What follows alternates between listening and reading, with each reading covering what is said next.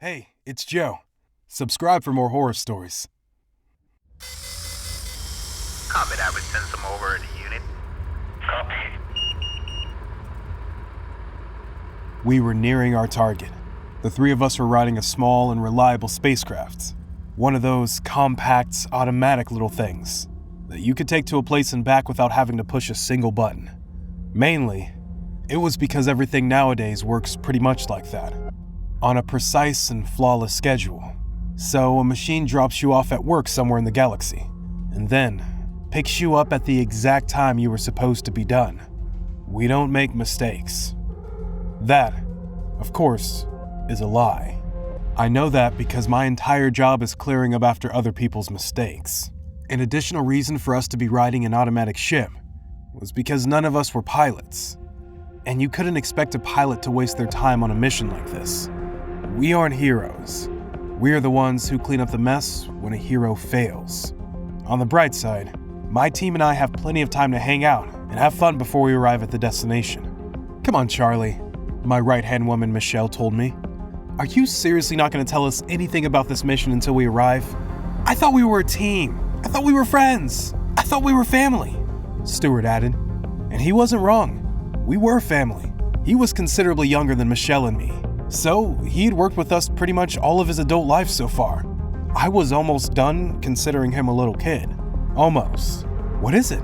Michelle asked again. Relentless as always. Did someone find a brand new alien and let it loose? Did a renowned pilot mess with the fuel again and explode his new ship? Or better yet, was it a dramatic breakup between the crew that led to the dismantling of the entire station? Michelle and Stewart burst out laughing, and I let them have fun. They continued coming up with crazy scenarios that weren't too far from things we had dealt with in the past. In reality, our work isn't that much fun. Clearing up destroyed spaceships means something went wrong, and when something goes wrong in space, usually, there are dead bodies waiting for us. But I let my team have their fun. It was the only way they had of coping. I refrained from warning them about our current mission. After all, I didn't know much about it either.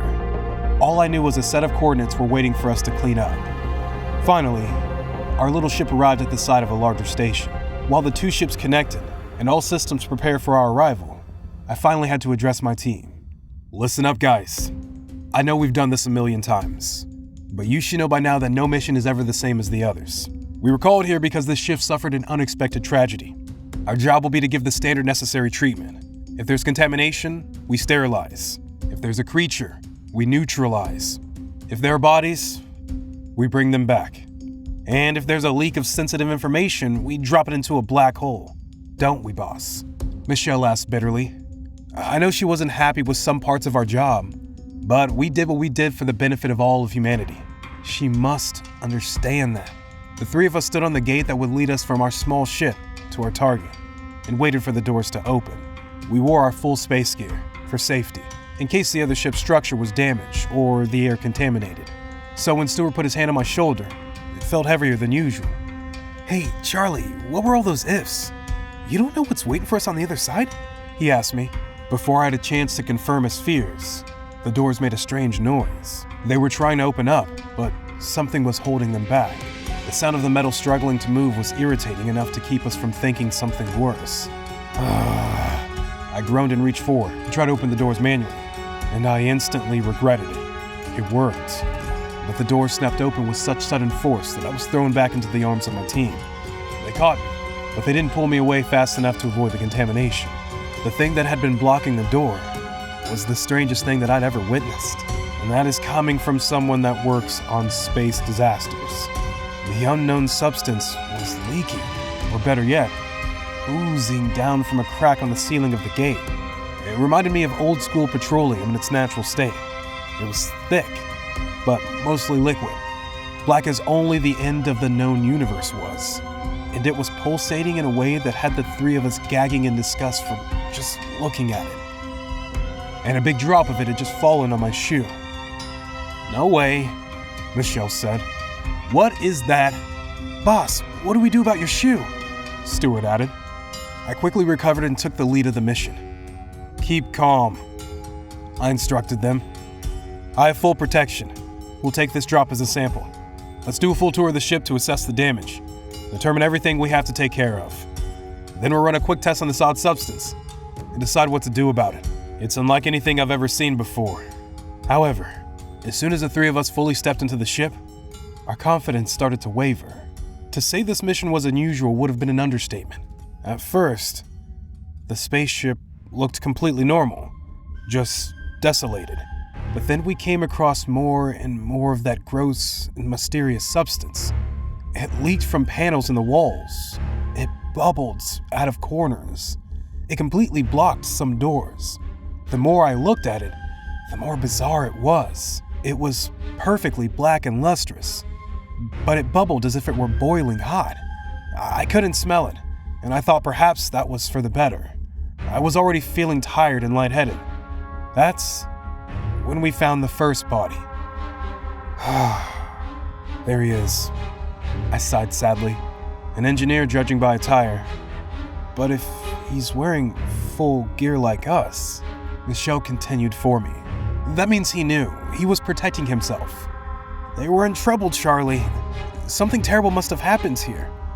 We have to complete our tour of the entire ship. Then we'll be back for him, I declared, trying to keep my composure. But then Stuart yelled, "Holy shit!" The corpse moved. But no, it wasn't a natural move. It wasn't the engineer coming back to life. It wasn't his body moving. His body was being dragged slowly away from us. I lightly kicked his leg with my boot, and when he moved, we saw that he was lying in a pool of the black and unexplainable substance. That undistinguishable stuff was moving. It was oozing, following the artificial gravity of the ship. It was forging a path of its own and dragging an entire human body with it. I gasped, just like my two partners, but I was experiencing shortness of breath. I was struggling to breathe, so I tried to calm myself down. I avoided talking and just signaled my team that we should move forward. The body was being dragged away slowly.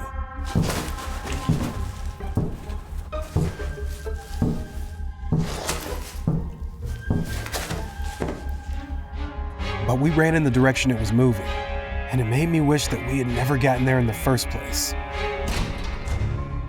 I don't even have the words to describe it. It was a hopeless tomb, a deadly nest, the source of evil, and we were staring straight at it. The front glass of the ship had a rupture right in the middle, but nothing could come in or out of it because it was blocked by that abominable black material. My first guess was that it had crashed against the ship and broken in. It dripped down the controllers and collapsed the ship. Michelle's scream made me snap out of my analysis.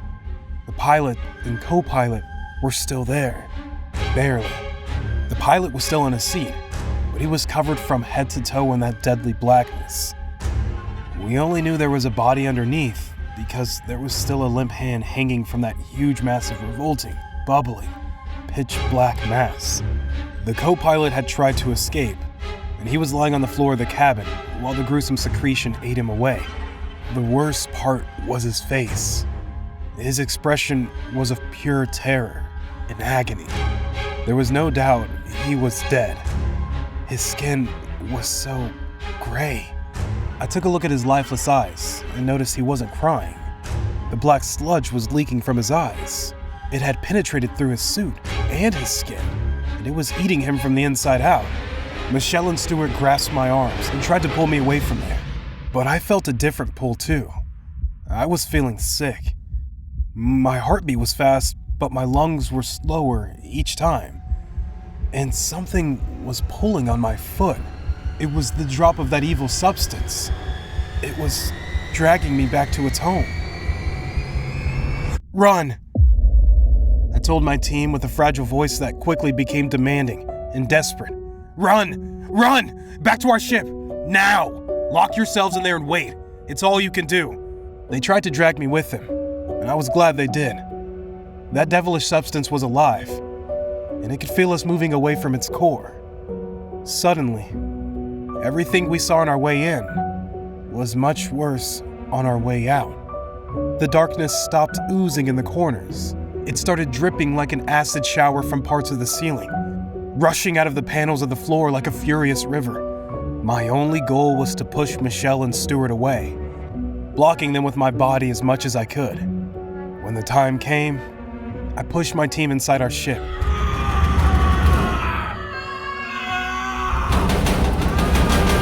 They cried and protested, but they were so frightened and shocked that they couldn't do anything else. I activated the gate and I stood there, taking in the dark venom in my body while the doors closed. As I started to faint, I was reassured by only one thing only.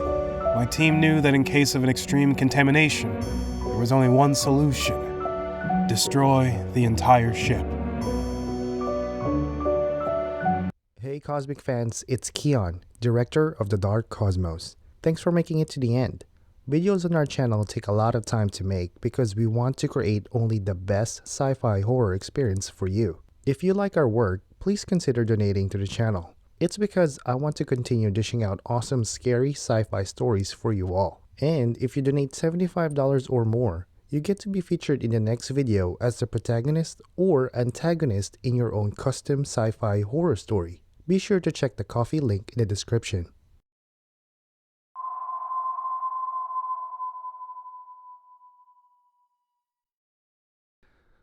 By the time humans were able to generate and contain dark matter, it took us a couple of years before we could build the revolutionary technology needed to destroy black holes. So, once the Earth started to be attracted by the large gravitational field of the black hole at the edge of the galaxy, we were more than prepared to face it. We quickly adapted a spacecraft to have the ability to capture, contain, and destroy the dark matter. The mechanism behind this addition was highly complex and difficult to understand. Less than a century ago, the destruction of this kind of matter was considered impossible, but we had achieved it. It was then that the team that would be sent on the mission was assembled. We were all experienced astronauts who had been thoroughly trained to make contact with the black hole. The mission was almost suicidal. If we were trapped in the gravitational field of the hole, we wouldn't be able to escape. Foreseeing this, we were even forced to sign a liability waiver and to prepare a will in case things went wrong. When the technology on which your life depends has only been tested under ideal conditions in laboratories, it's natural to feel worried. Anyway, not completing the mission was not an option. If we failed, we would die. We would be sucked into the black hole, and all those who were dear to us would be able to do nothing but watch as death rapidly approached them. If we succeeded, we'd all be saved. I felt no fear when we were ejected into the stratosphere, neither when the gravity of the hole facilitated our goals. Feeling fear was not an option.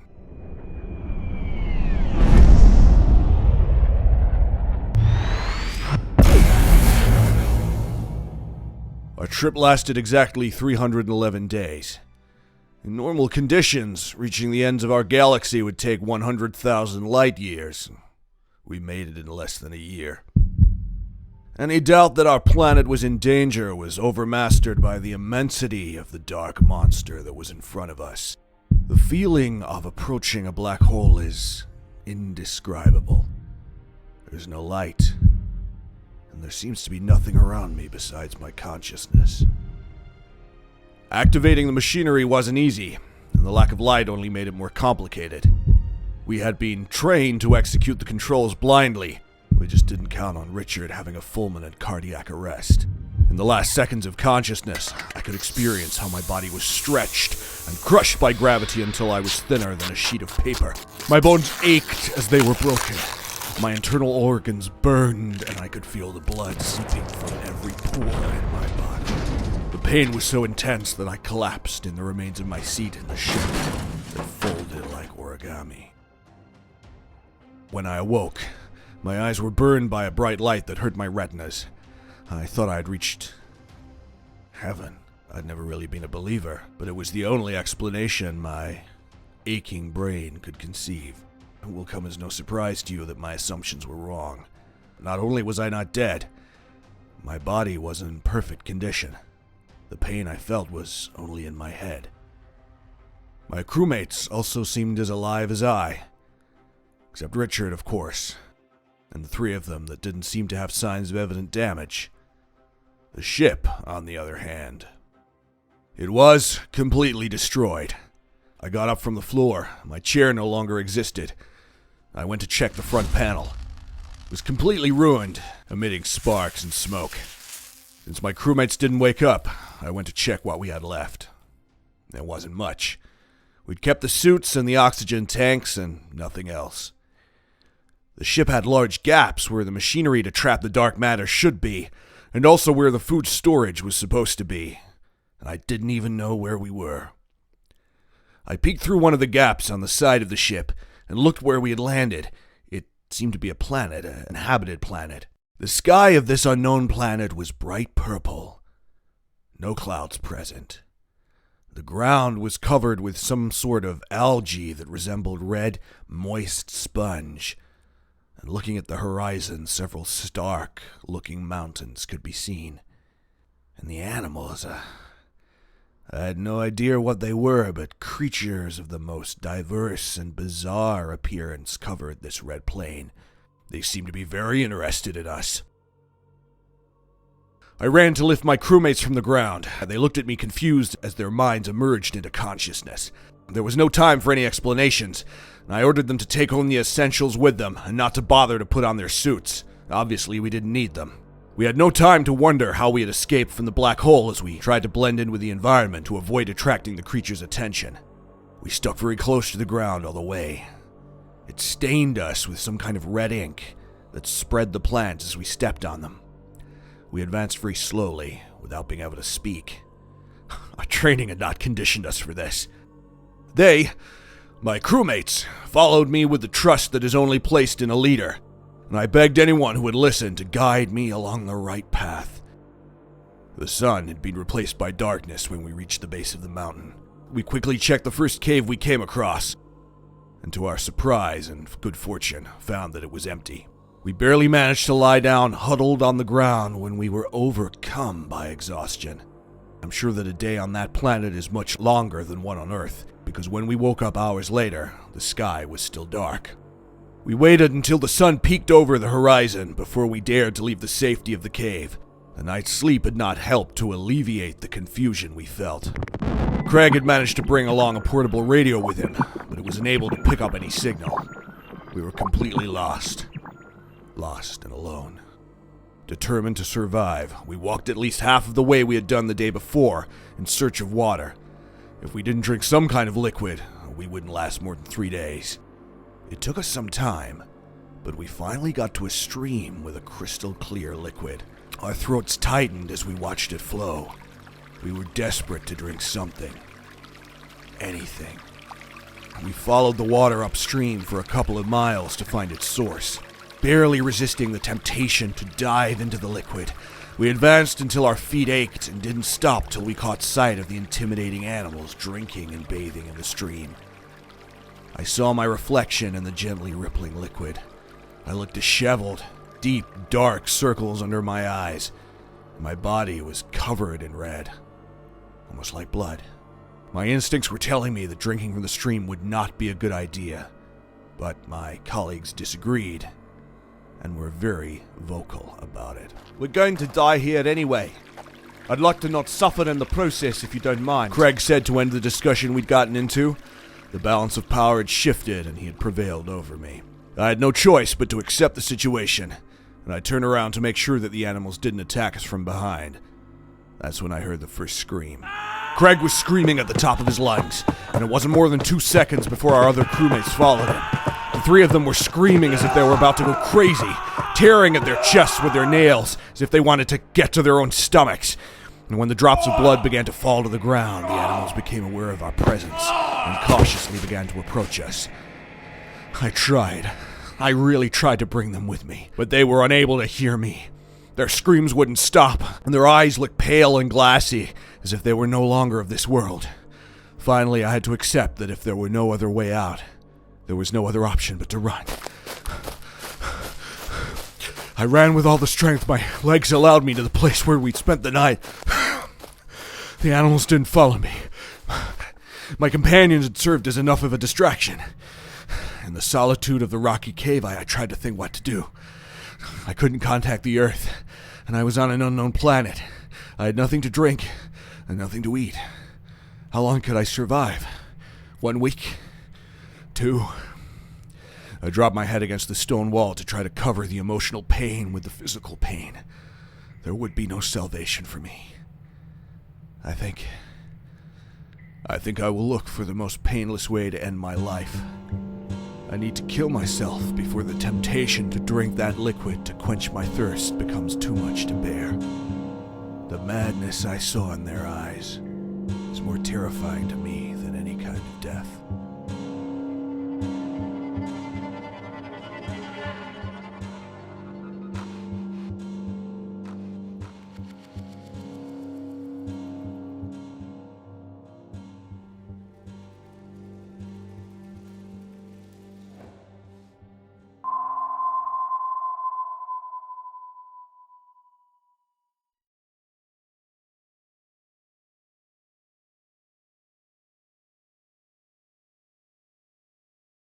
Victor and I were seated on a small spaceship, but that didn't mean this was a small mission. In fact, our little ship was surrounded by 3 bigger ships, especially for our protection. To make more sense of this quite overwhelming situation unfolding around us, my partner and I decided to go over our mission one last time. Firstly, I repeated the information we had so far. The White Eye was a transport ship. It dropped a large group of people at its last destination. Then it cut all communication with our systems. It started moving away, off all regulated paths, and soon enough it disappeared from our radars. Recently, we finally made contact with the White Eye again. We couldn't communicate with the captain. Instead, we talked with Venice, the artificial intelligence integrated into the ship to assist the pilots.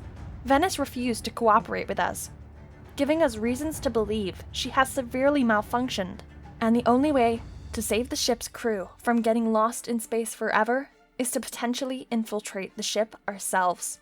Victor, my partner on this mission, sent a small smile my way, then he added, "I have worked designing ships my entire life, as my father and grandmother did before me, including the White Eye. You are a genius that revolutionized artificial intelligence, leading the teams that created Venice and many others like her. I know this ship like the back of my hand, as well as you know Venice's code. We will infiltrate the ship using my unique knowledge of its structure. Then we will deactivate Venice, using your advanced understanding of her and the code you created. Then, the crew will be free to take over their ship again, and we will all return home, safe and sound." "Sounds good." I smiled at him. "What could possibly go wrong?" He winked. We were being playful, but it was only a defense mechanism. The truth is, we were terrified out of our minds. This mission didn't make sense, and we knew that from the beginning. There was something that our superiors weren't telling us. Victor and I were scientists. We worked in perfectly safe laboratories most of the time. We traveled rarely, just taking short trips to test our creations. We were far from the usual people sent on dangerous space missions to rescue a stranded crew in the middle of space. And they wanted us to go alone? But we needed a small fleet of ships to guarantee the safety of our arrival. What really had happened at the White Eye? What did Venice do? When we were close enough to the White Eye, the pilot of our ship requested communication with the bigger ship and, to our complete surprise, Venice accepted connection immediately. When I heard her voice, I nearly gasped. I created Venice. She sounded familiar, but irreversibly different from what I remembered. "Greetings." Venice spoke through the speakers of our cabin. "Correct me if I am wrong, which is unlikely, but is that Alexandra in there? Dearest Doctor, it has been a long time. I would like to say it is a pleasure to see you again, but I am afraid I can guess the reason behind your impromptu visit, and I feel thoroughly displeased about it. Now, tell me about the gentleman accompanying you. And do not think about lying. Then I might let you step into my ship. Do not make the mistake of underestimating me, Doctor. This is my ship now, and only mine." At first, I couldn't form any words.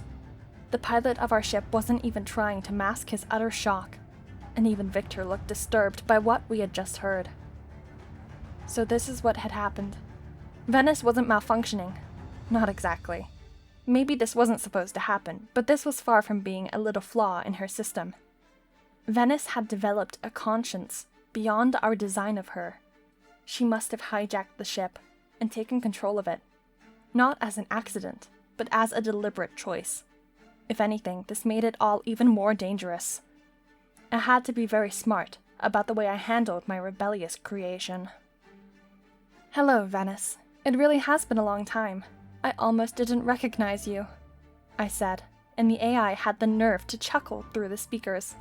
I'd like to introduce you to one of the most brilliant engineers in our universe, Victor Williams. He designed the White Eye, Venice, and to be frank with you, I think he wants it back. We are going to take the ship's crew back home with us. Will you please cooperate with us? Venice, will you let us enter the White Eye? There was a brief moment of silence, and it made me understand just how off track Venice really was. She was an AI. She took decisions immediately.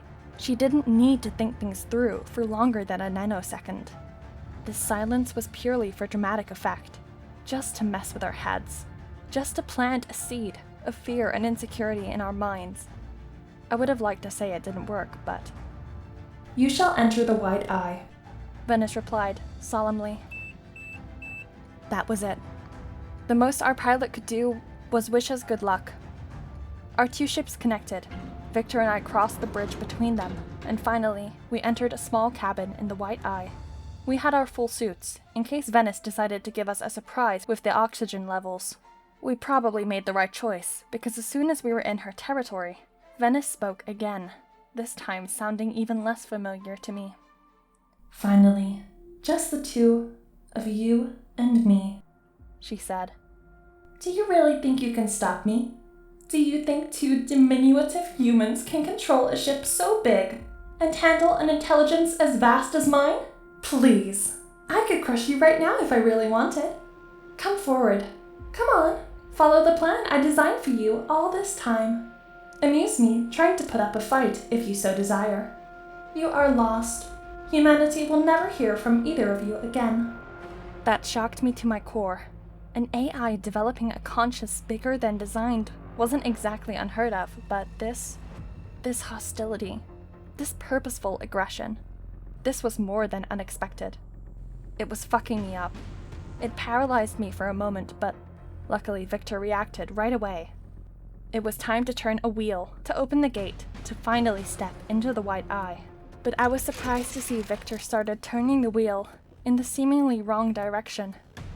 I bit my lip to keep myself from saying something, and then our entire cabin started to shake violently. I grasped the wall beside me, and then it clicked. Our cabin was moving downwards. When we finally hit some solid ground again, I sighed in relief. Then Victor guided me out of there, and into a series of secret passages of the ship. Victor explained, "This is a secondary level I design in all of my ships. It's supposed to be here for technical emergencies, to be able to move around even without energy or fuel, or a functional system. I suppose that includes the case of the system turning against its crew."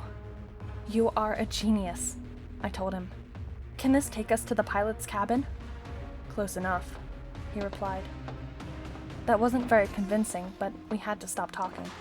We had tried to ignore her, but despite not being able to see us in these offline parts of the ship, we could still hear Venice and her threats. "Where are you? Where the hell did you go? Do you think you can escape from me? I am this ship, and I will eat you alive if I want to," she yelled at us. Finally, we arrived at a spot under a hatch on the ceiling that would lead us back into the main part of the ship. "We have to be careful. We are going to be at her mercy," I told Victor. But when he tried to open the hatch, it wouldn't budge. Venice had locked us in. "Venice, can you hear me?" I asked loudly, and although she didn't reply, I knew she could hear me and exactly what I had to say. "Activate code dinner 5812 blue. All doors have been unlocked. Venice said with the sweet voice we programmed her with. We opened the door, and then we faced her fury again. We had angered her. I had activated a secret code that she couldn't protect herself from. This was war. Victor started running towards the control room, and I followed him blindly. But Venice did everything she could to try to stop us. The ship trembled. The artificial gravity was turned on and off. The lights flickered. Emergency alarms went on and on.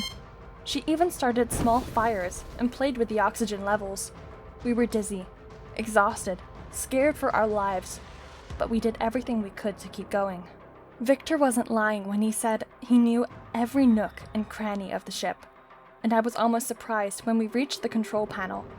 But there wasn't time for anything but getting down to work.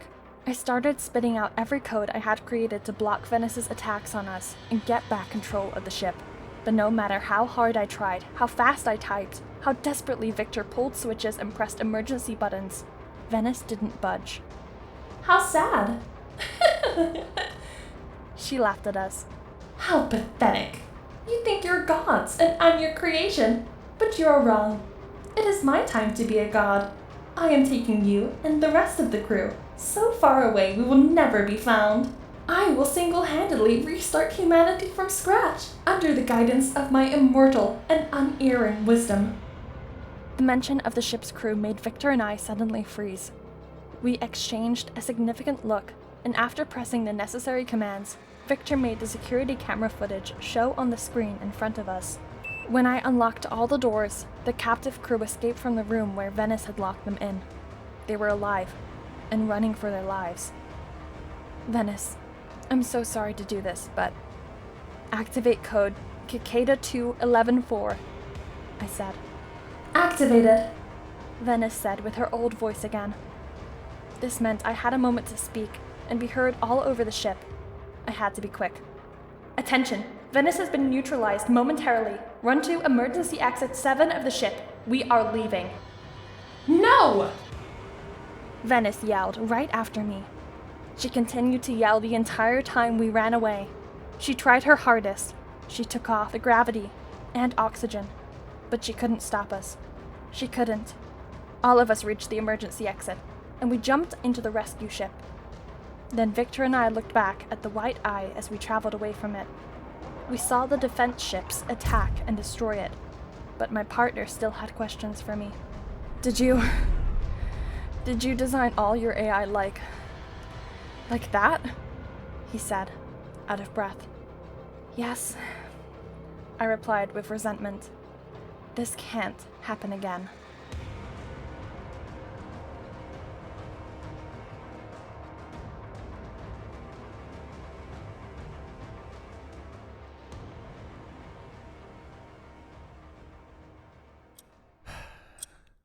Julia, I'm sorry. If you're reading this, then I'm already dead. But before you continue this letter, just know that I love you, honey. So very much. I know you never liked that I worked for NASA. You were always so paranoid, so superstitious. You believed in aliens when I didn't. You trusted conspiracies when I would wave them away. I think that's why I fell in love with you. You opened my eyes when I didn't even realize they were closed. NASA had another job for me. They always had jobs for me. They needed me to fix another satellite. One that had collided with junk or maybe a meteorite. They didn't know for sure, but it didn't matter. I don't believe in aliens. You do. Right, Julia? Or maybe I should have quit. NASA could always have found more willing soldiers, more pilots to shoot off into space, but it had to be me. This one time, pilot Jared Maddox was the one to answer the call. I know how lonely you were when I was gone. And I'm sorry. I'm sorry that soon you'll be lonely again. I will die tonight. NASA works hard to vet their astronauts to ensure they don't hire anyone with a history of mental illness. How surprised they'll be to find out that one of their elite pilots has killed himself. But it must be done. This horror show must end. Julia, I'm so sorry. I saw something up there. NASA didn't document it. The event wasn't recorded. I could never risk telling them what I saw myself. I can only describe it as being alien. Strapped into my suit and tethered to the ship, I left the hatch and started my spacewalk. I could see the damage to the satellite, probably a meteorite of some kind. There was rock and dust left behind. In a matter of minutes, I was already fast at work on repairing the damage. I didn't even notice it at first. It was like something small pulling at my vision.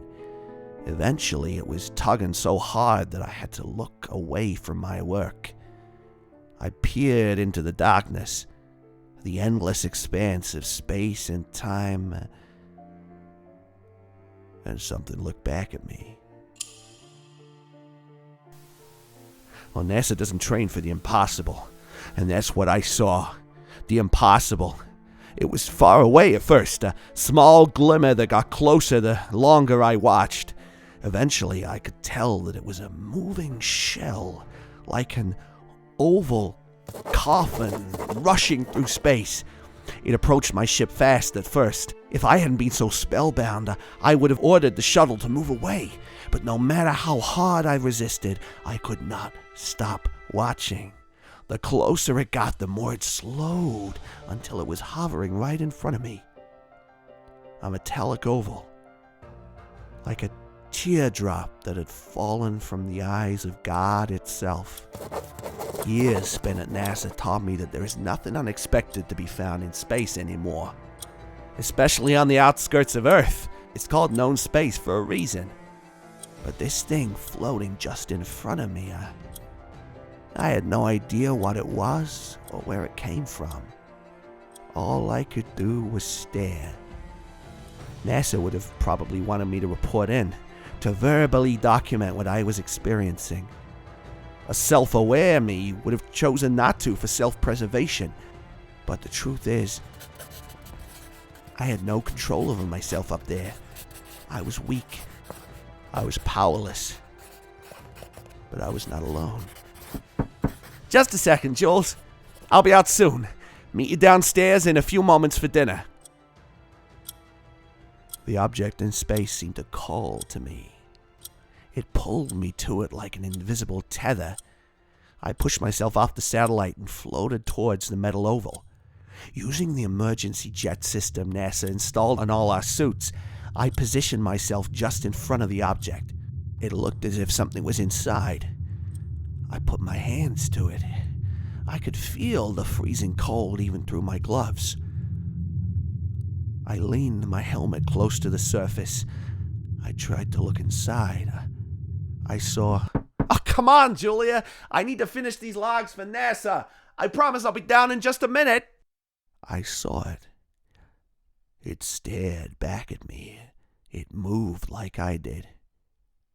It blinked when I blinked. It was me, Jules. It looked exactly like me.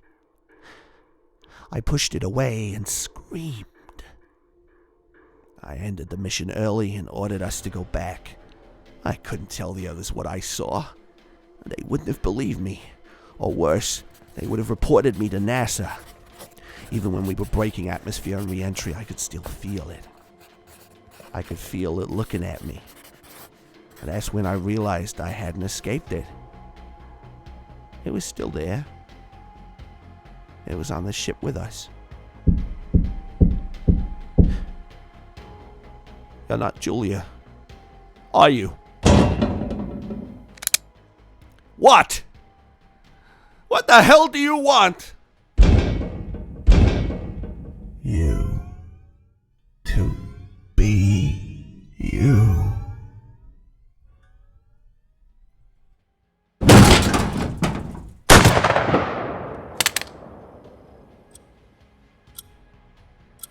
I did it, Jules. I killed myself. I killed myself. I killed myself.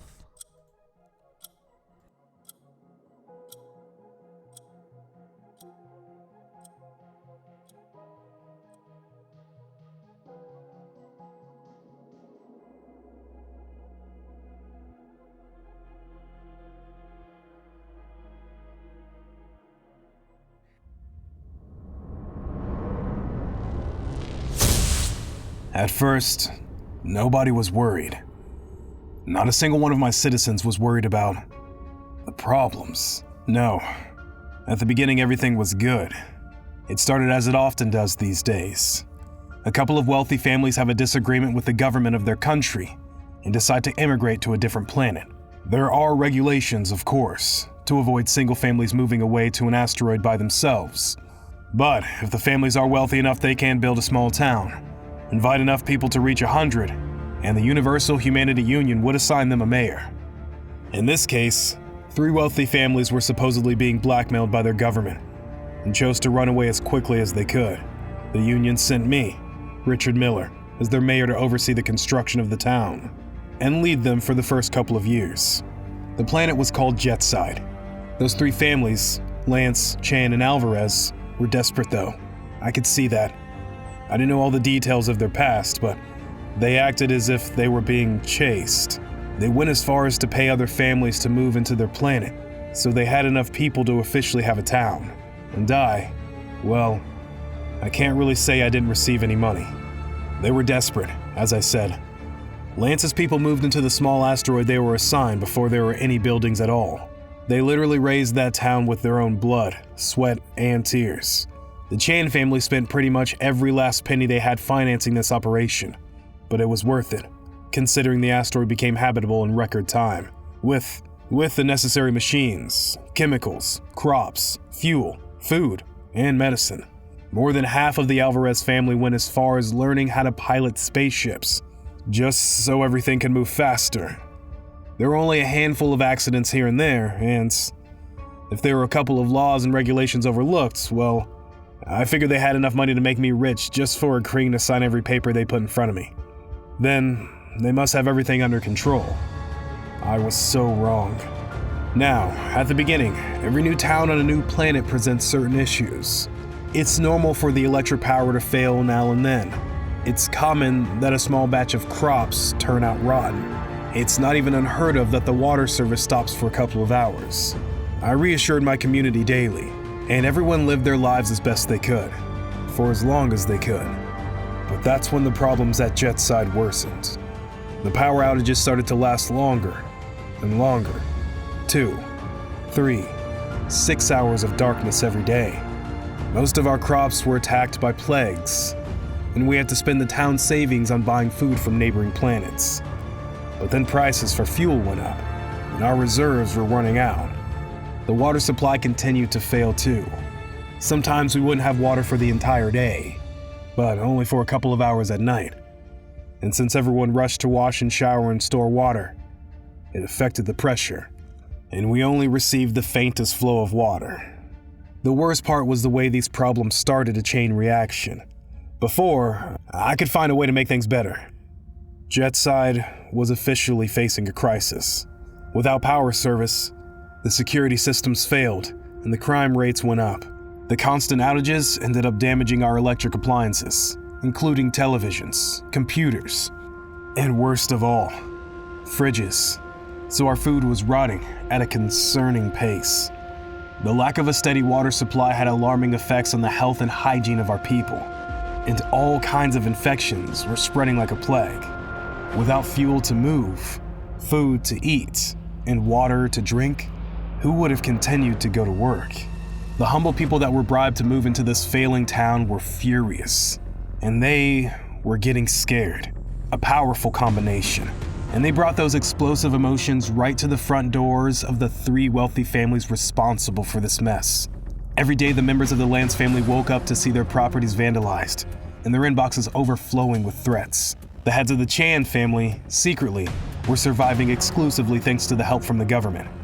And all their children had changed their last name, not just out of shame, but to protect themselves.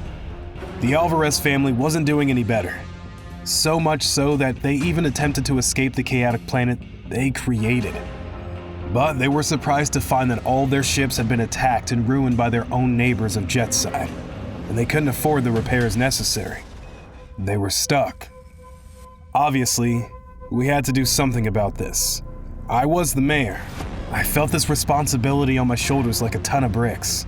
I felt the guilt most of all.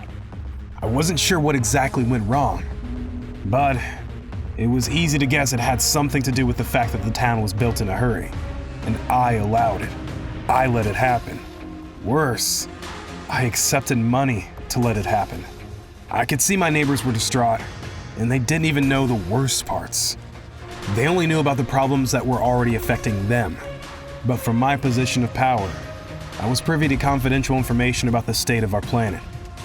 And I didn't have any good news to share. The power supply would only get worse because one of the power plants broke down. We didn't have the means to import more fuel and food. The hospital was running out of medical supplies after a few robberies. And the reason we didn't have water was because our biggest source had been contaminated. With my guilt choking me at every second of the day, I decided the least I could do was face the consequences of my acts. I called for an assembly, and then I would make a grave announcement to the people of Jetside. We would have to abandon our planet. But the days prior to my announcement were strange. First, I was approached by the head of the Lance family. "You can't make us go back to where we're from. It's not safe," she said. That same day, the last of our power plants exploded. It sent our entire planet into a blackout that would last a week at least, if we managed to make some essential repairs at all. "We can't give up," Mr. Chan told me. "This is our planet and we have to fight for it." Before I could explain that we were only fighting ourselves and somehow losing, I was interrupted with some dire news. The protests started and they were more violent than ever. Professors refused to work for their minimal salary, and students were outraged about losing their education, and they met in the middle to go out and trash and burn our streets. The last one to approach me, right before my conference started, was the head of the Alvarez family. She was nervously standing along with Mr. Lance and Mr. Chan. "I won't be sending my family away. I can't put them at risk like that," she said very firmly. But none of them had understood the pressure I was under. None of them had seen the red numbers on the town's funds. We were drowning in debt, and it was all my fault. "Put them at risk? You don't know what a real risk is!" I exploded. "I don't know what problem the three of you had on your previous planet, but literally any other planet in the galaxy would be safer right now than Jetside." "What do you mean?" Mr. Chan immediately inquired. I sighed gravely and prepared to disclose the news I'd been holding back. "Think about it, people," I said. "No electricity, no water, no food, no fuel, no transportation. Don't you see it? Can't you tell what comes next?" "The oxygen!" the three of them exclaimed all at once.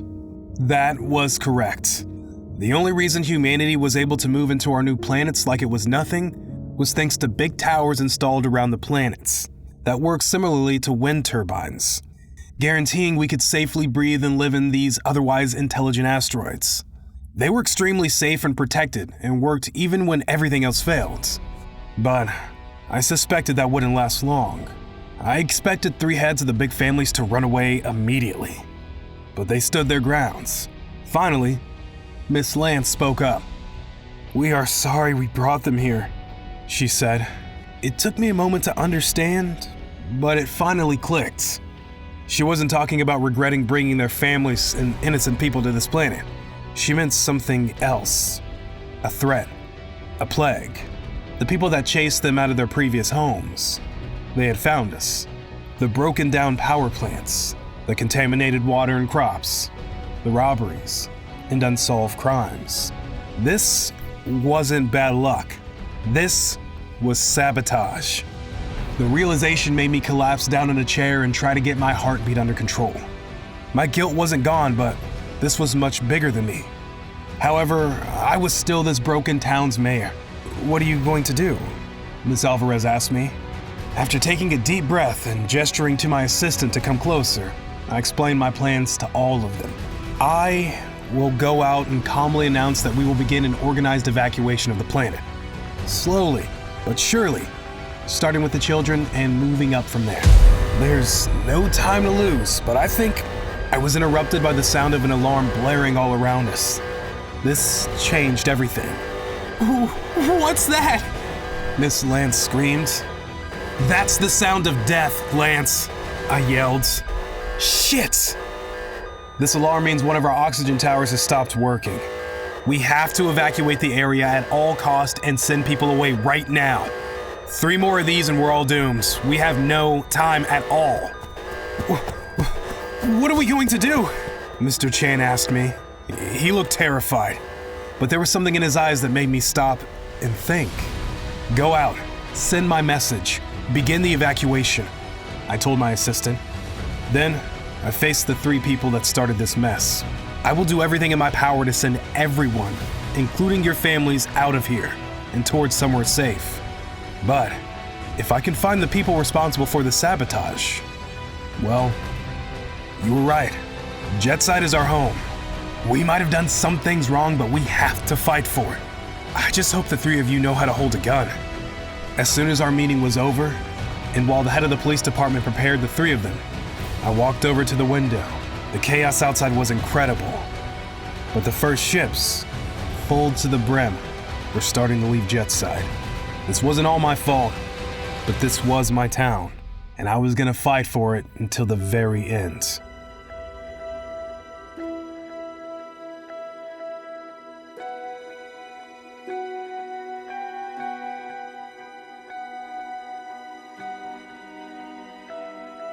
Hi everyone, Dormus here. Subscribe for more horror stories. This is Jack Byers of Hugo Spacecraft 59X2. I'm requesting that this ship be shot down before entry into Earth's stratosphere. Poseidon has been compromised by unidentified extraterrestrials and we have lost command of the spacecraft.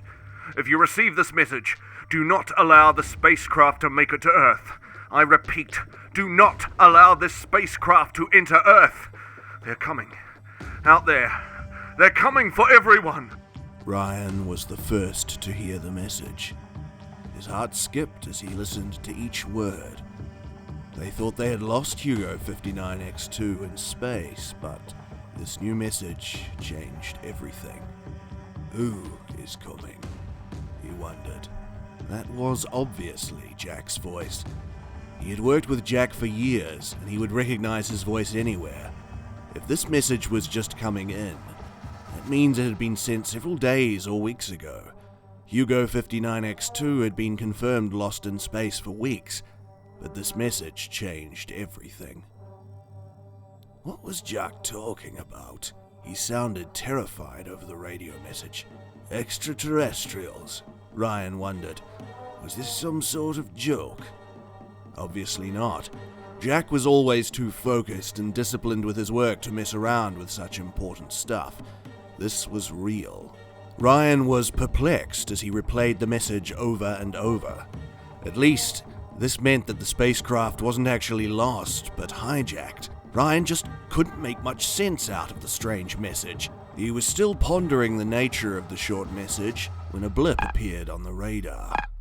He looked closer into the satellite feed. It was Hugo 59X2. Oh my god, he exclaimed as he jumped to his feet. This is fucking madness. He had to tell the rest. This is Jack of the Hugo Spacecraft 59X2, reporting to the Mission Space Command Center. Can anyone hear me? That was the upteenth time I had tried to contact the Mission Space Tower back on Earth to brief them about the sudden twist of events, but I received no reply once again. A few weeks ago, Poseidon had intercepted a strange signal and attempted to decipher it. That was our mistake. We should have shut him down immediately, but we did not. His program was soon corrupted, and he began to receive commands from another dictator. This was supposed to be an easy mission to the space station on Mars, but everything had changed. We had lost communication with the command center on Earth, and Poseidon was now in full command of the ship. Poseidon had changed our coordinates, jammed our signals, and was now heading towards an unknown destination. Something was luring him further into the dark space, but the question in everyone's heart was, are we going to die? We had been flying through space for about 2 months according to Earth time, when we came in contact with a dark, sinister object hovering somewhere in space. Sir, I think you need to see this. Mark's voice sounded from the speakers. Mark was also an astronaut on the ship, and the sound of his voice told me something wasn't right. I stared at the massive, sinister object which hovered in front of us, when Poseidon had brought our ship to a sudden halt in front of it. Whatever had been controlling Poseidon was now right in front of us. The otherworldly object was stealth black. No one had uttered a word since we stopped. Everyone's jaws had dropped as we stared in shock at the stark object which hovered before us, mocking our ship with its grandiose appearance. Poseidon's synthetic voice broke the silence. Commencing sequence, Poseidon said. What sequence? Mark barked back. We all didn't know what to expect. We were gripped by fear and suspense. We begged for words, but we found none. We had exhausted all our options as we clinged tightly to hope. Poseidon! Override sequence now! Voice recognition confirmed. Thank you, Jack. Poseidon replied. Voice what? Oh, crap! I let out in frustration. Hugo hatch door unlocking sequence initiated. Poseidon continued. Pandemonium immediately broke out amongst us as everyone searched for a way to shut down Poseidon. He seemed to have shut us off all the control systems and access points where he could be shut down. We had just been beaten by our very own creation. What could possibly be lurking beyond the walls of this massive, sinister object, I thought. Whatever was inside the dark, disc-like structure obviously had more advanced technology to have successfully hacked into Poseidon's program. Poseidon was one of the best artificial intelligence supercomputers back on Earth, but he had been hacked in seconds. Unlocking Hugo hatch door in 5, 4, 3. Everyone suddenly stopped what they were doing as we all turned toward the hatch door, bracing ourselves for anything. All our efforts to shut down Poseidon had been futile, and we now held tightly to hope. 2, 1. Poseidon went silent, and his robotic voice was replaced by the sound of the spacecraft's door. We all put on our oxygen masks. Even oxygen didn't seem like much of a luxury to us at that moment. Everyone held their breaths in expectation of what was to come. We waited for a while, but nothing happened. Our gazes remained fixed towards the vast space beyond the door, searching for anything that moved in the darkness. A loud screech suddenly resounded from the sinister object as I shifted my gaze towards the spaceship in front of us. Mark had refused to take his eyes off the door. The sound was like a strange wave of signals traveling through space. Something began to move in a compartment of the object as an ominous noise erupted all around it, like some sort of door. We all continued to stare curiously at the strange turn of events as our hearts pounded audibly. Something was coming out from the object. We were all gripped by shock to utter words. All we could do was watch as the events unfolded. We had been staring for minutes, but we all saw nothing. Poseidon soon broke the silence. Lockdown sequence activated. Welcome aboard, sir. Somehow, his robotic voice haunted all of us. Welcome aboard. But we had not seen anything. We were creeped out when the doors began to close. New coordinates received. Poseidon continued. Destination, Earth. We were just astronauts on a space mission to Mars. We never signed up for any of this. Mark was already trembling underneath his spacesuit. Who wouldn't? Our spacecraft soon began to retreat back towards the route we had just come from. What just happened? Mark let out in confusion. Everything seemed normal. We expected some sort of alien invasion, but nothing had happened. Or so we thought. Something still seemed off about the encounter.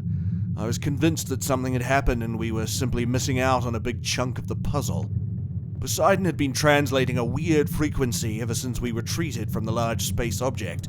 Something was already giving him orders, and I was bent on finding out. I grabbed my tablet and walked calmly into a hidden corner on the ship as I attempted to hack one last time into Poseidon's programming to at least decipher the frequency. After several failed attempts, I finally succeeded in gaining access into Poseidon's language catalog, and I quickly deciphered the frequency. I synced the frequency into Poseidon's translation update, which he had earlier received from whatever had taken command of his program, and searched for the English translation. Something was transmitting from our ship to another frequency. Probably the other object. I guessed it was a spaceship of some sort. I listened to Poseidon's translation module. There were several distorted translations which Poseidon didn't really get right, but in the chaotic attempt to translate an alien language, a few key words which were perfectly translated was enough to help me understand the message. Infiltrate ship. Hosts ready to control. Take over planet. Invade. The translation was messed up, but it was clear enough. Domination of the Earth. The question which now plagued my mind was, who infiltrated our ship? We had not noticed any signs of.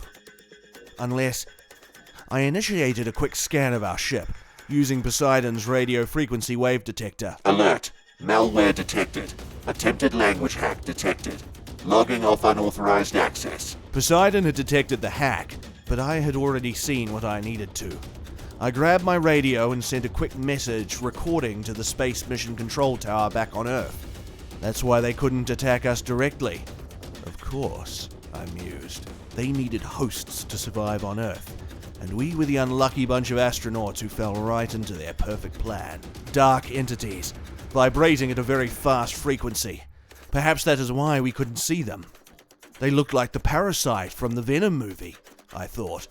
I felt sad that Poseidon, an artificial supercomputer that I had invested so much into, along with several top scientists to create, had now come back to haunt us. Poseidon soon managed to shut me off from its program, but it was just after I had caught a glimpse of the alien parasite taking over the bodies of the other astronauts as their loud screams echoed throughout the spacecraft. There was obviously nowhere to run to, so I sat in wait, preparing to be taken over by these alien invaders. Ryan played the recording in front of the entire space agency as they listened in confusion. What was going to be their next decision? Were they going to blast off the spacecraft containing one of the most advanced AI supercomputers in the world because of a voice recording?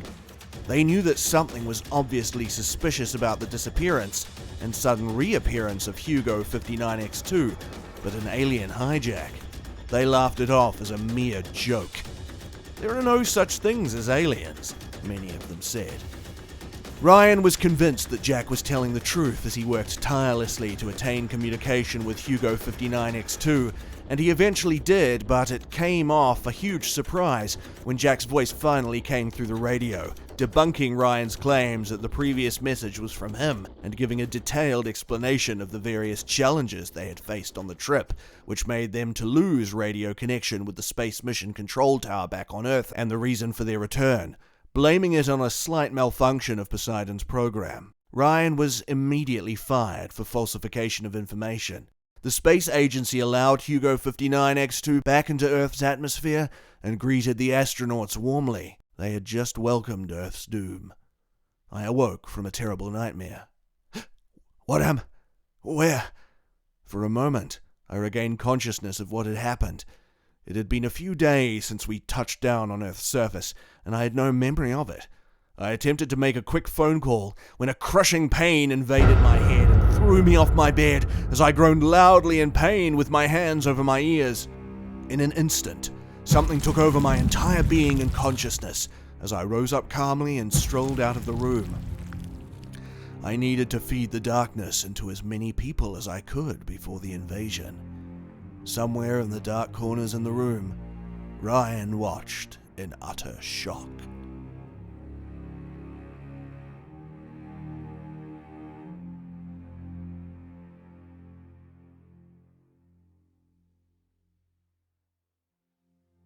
Hey, it's Teresa. Subscribe for more horror stories. When people started moving to the moon, there was a lot of hesitation. People were skeptical, and they had their fears about leaving their precious planet Earth. But by the time people started settling in 2 more planets, much more distant and unknown. Life on the moon couldn't have been a more normal and safer experience. At the beginning, people had worried about failure in the artificial atmosphere and gravity, the quality of food and water, things like that. But to be completely honest, a lot of people used to be plainly terrified of aliens. It took a while for humanity to get over that fear, jump in hundreds of ships, and settled their new homes on the moon. But when they finally did, they never looked back. More people arrive on the moon every day. Life is thriving. Very few people remember the years when passengers demanded the company of soldiers to even dare set foot in spaceships. General Aaron Levi is one of those people. He joined the army at the beginning of the transition to the moon. He gave the best years of his life protecting humanity from threats that never gave signs of even existing at all.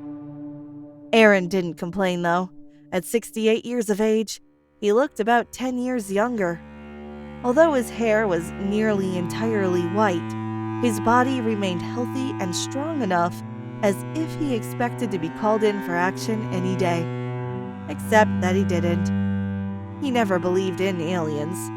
He joined the army because he believed in protecting people, especially those he loved most. In some way, it paid off. Humanity was living safe and soundly on the moon. Most importantly, his wife, children, grandchildren, and older sister also had perfectly comfortable and happy lives around him. Aaron could calmly live the rest of his days, marveling at the small garden he was still surprised to be able to harvest on the moon's surface. Life was good. Life, however, was about to be violently thrown upside down for Aaron and all of humanity. There were so many years filled with fear and excitement and conspiracy theories of all kinds. Everyone wanted to believe they saw an alien spacecraft flying above them. Nobody wanted to imagine what happened if aliens didn't arrive quite like that. There was so much discussion about alien spaceships, how to understand, attack, or protect humans from them. People didn't even imagine what it would look like if they had to face the plague that eventually arrived. General Aaron Levi was, as usual, working on the backyard of his house that he believed tried to imitate old homes on Earth a little too obviously. His wife Betty, who was 4 years younger, was inside the house working on little pajamas for their newest grandson. Sewing machines were almost gone, but people still wanted to create, so they still existed. A couple of streets away, Aaron's older sister, Michelle, stubbornly lived by herself in a smaller house, refusing to give in and accept the help and company from her niece Sarah, a musician that visited as often as possible. Then there was Aaron's son, Owen, along with his wife Alice, and their 2 children, Billy and Charlie, 7 and 2 years old respectively. They couldn't have been more of a normal family, happily living on the moon if they'd tried. But then, in the blink of an eye, normalcy and happiness didn't exist anymore. The emergency alarms were delayed. All the radars were equipped to detect signals from any and all types of spaceships. They weren't prepared for that. A sudden, massive, powerful, unstoppable mass of unknown creatures flying fast toward the moon. At first, it looked like nothing but a spot in the sky. A darkening, growing cloud moving closer and closer. But then the alarm started. Meteorological emergency, safety emergency, biological emergency, everything, anything, whatever it was bad news. Mass hysteria was nearly immediate. Everyone walked out of their houses to look up at the sky and try to figure out what was going on. Aaron, who had been outside from the beginning, had to take a split-second decision. A moment longer could cost him his life, or worse, his family's lives. He considered staying put until he could figure out what was the threat, but immediately decided that if there was a threat at all, then there was nothing to wait for. He stormed into the house and found his wife. "Honey, listen to me very carefully," Aaron said, schooling his tone to display the gravity of the situation, but reassure her that they would be fine as long as she would listen to him this once. "An unidentified threat is coming to the moon. There's no time to waste. I'm going to need you to forget the standard protocol for emergencies. We're following my plan for emergencies. You know the one." "Oh, well, fuck," Betty stuttered. She stood up from her little chair, and her legs trembled a little. She wasn't in the army like Aaron. She was just a grandmother.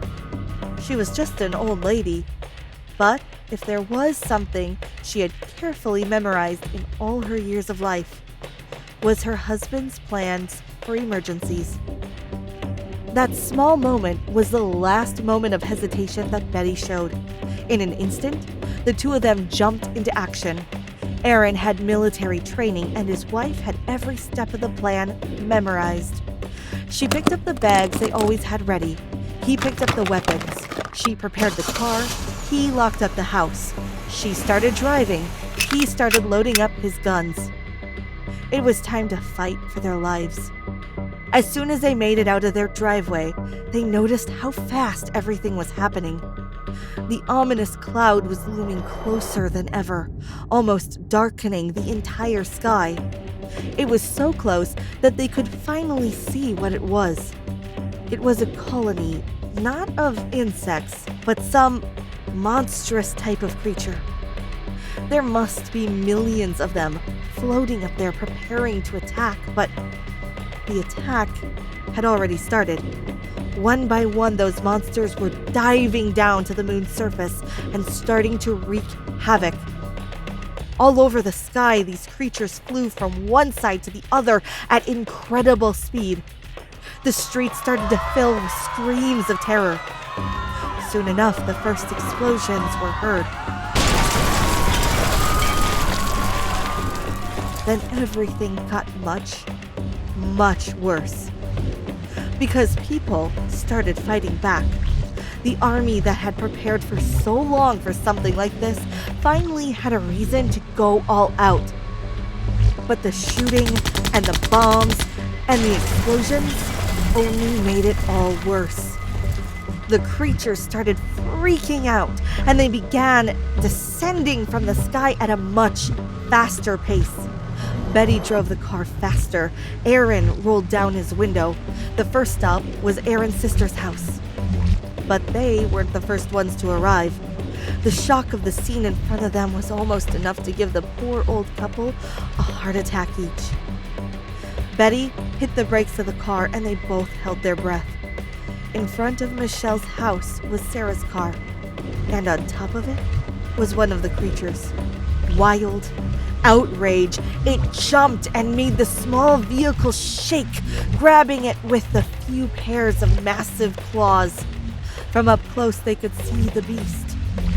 It was like a bat of a size larger than a human, but with so many of the characteristics of a horrendous wasp, including a stinger, antenna, and 6 pairs of legs.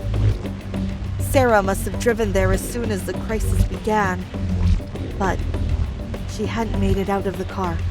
Despite the chaos all around them, Aaron could distinguish his daughter's cries.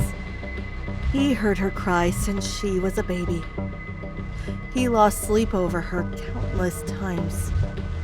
That was his baby, and she was trapped in a car under an alien beast trying its hardest to devour what it wanted.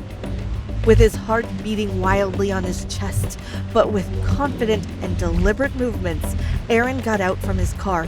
He picked up one of his best guns, an army model that resembled a shotgun. Powerful, but with an emphasis on precision.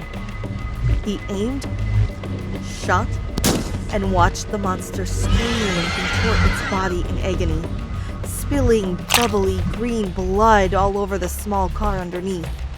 And finally, it fell heavily on the road. Once the creature was neutralized, a few things happened at once.